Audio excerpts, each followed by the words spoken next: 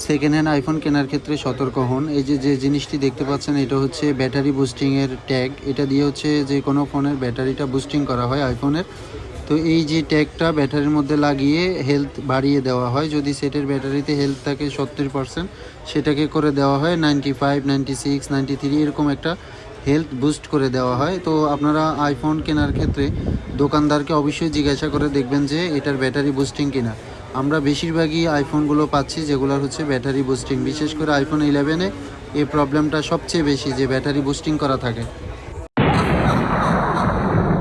Second hand iPhone কেনার ক্ষেত্রে সতর্ক হন। এই যে জিনিসটি দেখতে পাচ্ছেন, এটা হচ্ছে ব্যাটারি বুস্টিংয়ের ট্যাগ। এটা দিয়ে হচ্ছে যে কোনো ফোনের ব্যাটারিটা বুস্টিং করা হয় আইফোনের।